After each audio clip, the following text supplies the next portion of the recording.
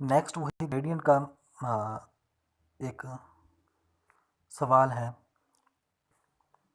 जिसमें यानी कि नंबर ऑफ़ ईयर्स दिए हुए हैं 1 2 3 4 और आगे कैश फ्लो का डेटा दिए हुए ना कि डायग्राम। ठीक है, हम पहले तो इस डेटे से डायग्राम बनाएंगे क्योंकि 4 नंबर ऑफ़ ईयर हैं, 0 से लेकर हम 4 तक।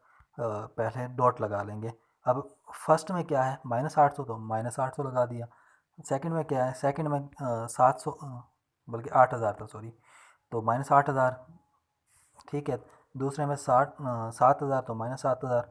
ये वैसे माइनस अब लगाने की ज़रूरत नहीं है क्योंकि हम एरो डाउनवर्ड लगा रहे हैं, तो अगर हम 8,000 भी लिख दें तो इसका भी वही मतलब है कि -8,000। ठीक है, इतना 7,000, 6,000 और 5,000। अब इसमें देखें, अगर इसमें हम 5, जैसे उसमें हम कॉमन ले रहे थे 5,000, 500, तो इसमें अगर वो कॉमन लेते हैं तो इसमें उल्टा ग्रेडियंट बनता है जिसकी मैं बात कर रहा था। हम उसको भी सॉल्व नहीं कर सकते, तो हमें सीधा सीधा ग्रेडियंट चाहिए। तो मैं जब जैसे मैंने पहले बताया कि 1 पर 0 होना चाहिए। इसका मतलब है कि हम 8,000 कॉमन लेंगे तो इस पर 0 बनेगा। तो 8,000 कॉमन लेके देखते हैं कि हमारा ग्रेडियंट किस तरह का बचता है। तो पहले इसमें देखें, 8,000 कॉमन ले लिया। 8,000 कॉमन लिए तो 8,000 पहली वैल्यू पर तो 8,000 ख़त्म हो गया। तो पहली वैल्यू ग्रेडियंट वाले टेबल में देखें 0 हो गई। अब दूसरी को कंपेयर कर लेते हैं। दूसरी का इधर एनओटी के अंदर हमने 8,000 नेगेटिव लिया है और जो ओवरऑल के अंदर 7,000 है, यानी कि 1,000 हमने इस टेबल के अंदर एक्स्ट्रा ले लिया है। ये समझने वाली बात है थोड़ी सी। ये देखें, ऊपर दूसरे नंबर पर 7,000 है, इधर हमने 8,000 कंजेक्टिव लिया हुआ है। तो इसका मतलब है कि 1,000 का फ़र्क आता है। और 1,000 का फ़र्क कैसे पूरा होगा, जब हम अगली जो डायग्राम ये बना रहे हैं इसमें 1,000 ऊपर शो करेंगे। ठीक है ना, क्योंकि 1,000 और ये -8,000 तो 7,000 बचते हैं जो कि वहाँ पर था। ठीक है, इसी तरह से तीसरी वाली वैल्यू यहाँ पर 8,000 है, बल्कि और यहाँ पर कितनी है, यहाँ पर 6,000 है। 2,000 का फ़र्क आ रहा है, तो 2,000 का फ़र्क हम यहाँ शो करा रहे हैं। ठीक है, और इसी तरह आखिरी वैल्यू है यहाँ पर 5,000 और यहाँ पर वही 8,000 कंजेक्टिव। और क्योंकि 3,000 का फ़र्क है तो 3,000 हम ऊपर शो करा रहे हैं। यही चीज़ बस इसमें समझने वाली है ग्रेडियंट के अंदर, बाकी इसमें कोई मुश्किल नहीं है। बाकी हम इसको सॉल्व कर सकते हैं। अब इसमें एनओटी को अलहदा सॉल्व कर लेते हैं और ग्रेडियंट को अलहदा सॉल्व कर लेते हैं दोनों को। अब जो 8,000 ए इज इक्वल टू 8,000 वैल्यू ये नेगेटिव में होगी और वो ग्रेडियंट हमारा पॉजिटिव में होगा। ठीक है, तो -8,000 P over A 10%, number of year 4, और ये +1000 क्योंकि जो गैप आ रहा था ग्रेडियंट के अंदर वो 1,000 का आ रहा था। पी ओवर जी 10% 4। अब 8, इसकी वैल्यू कैसे देखें, ये 10% वाले टेबल में जाएंगे, पी ओवर ए वाले कॉलम में जाएंगे और एन इज इक्वल टू 4 पर वैल्यू देख लेंगे।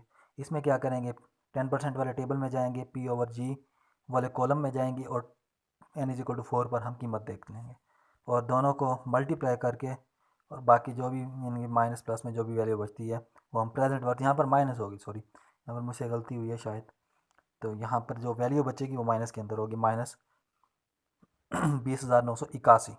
ठीक है, माइनस के अंदर।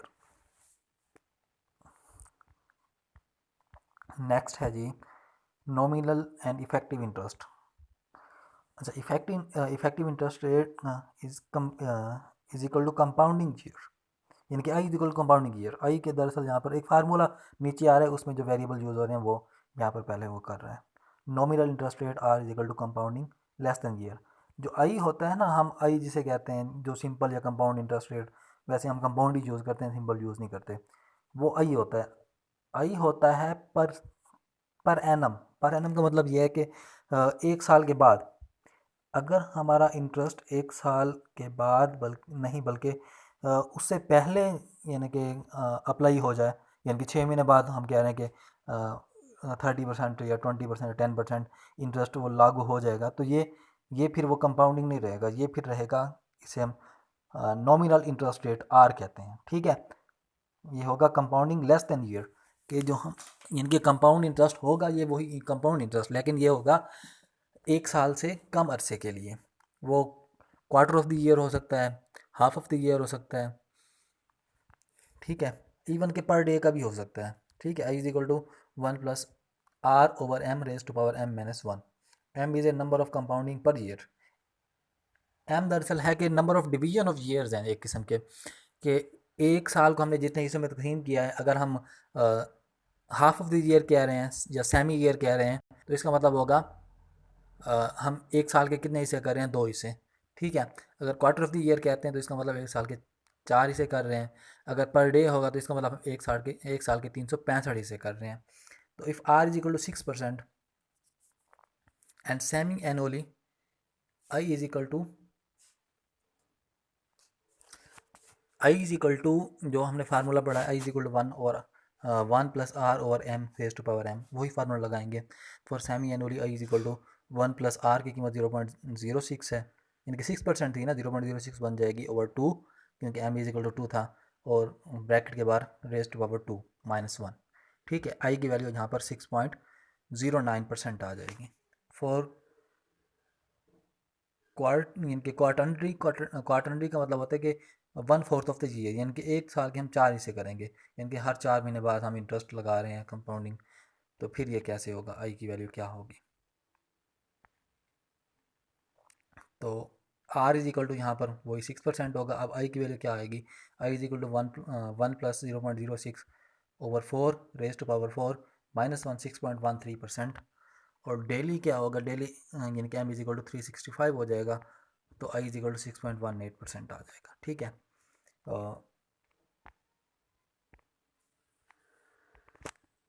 यहाँ तक कोई मत है जी। एक एग्जांपल जिसकी पिक्चर सर ने सेंड की थी।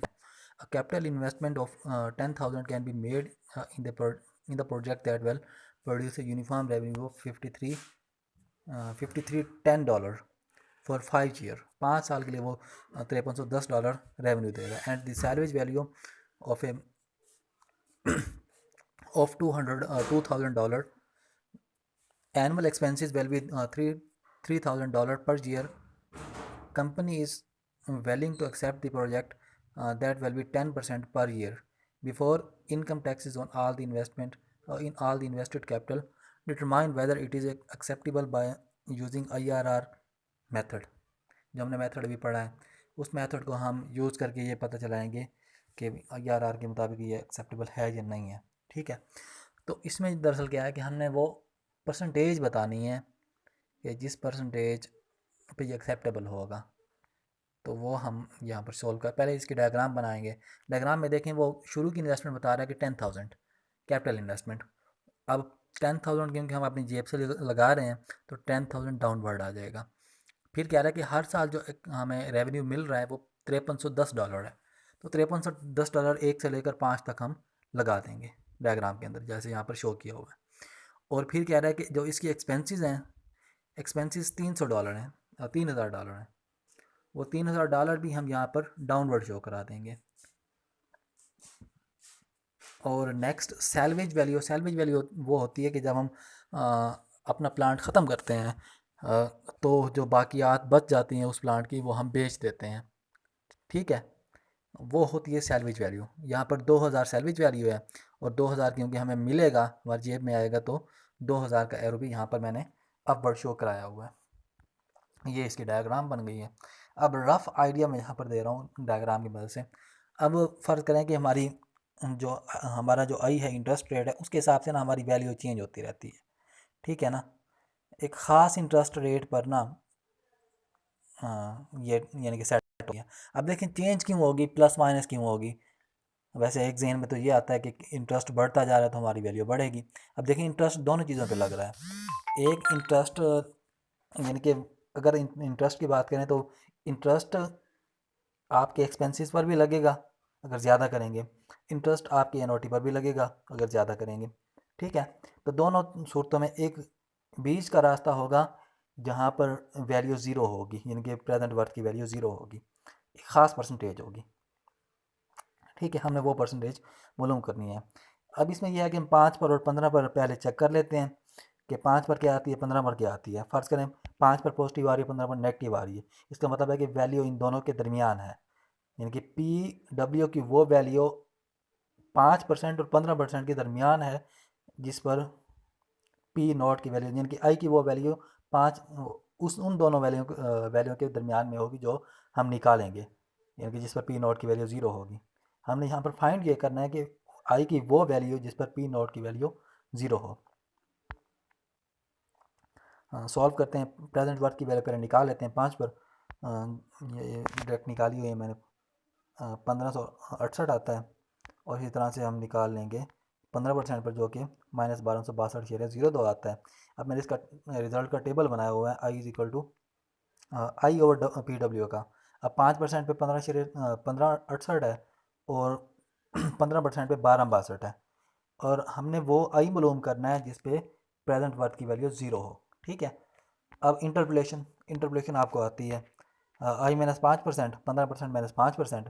अब क्योंकि आई जो हम मालूम कर रहे हैं उस पर ज़ीरो है, तो ज़ीरो माइनस 1568 और -1262 -1568। ठीक है, इसको सॉल्व करके हम ये आई की वैल्यू निकाल लेंगे। 10.5% आती है, at which P W is equal to zero. इसके बाद लास्ट लेक्चर रहता है, तो वो फिर लास्ट लेक्चर के अंदर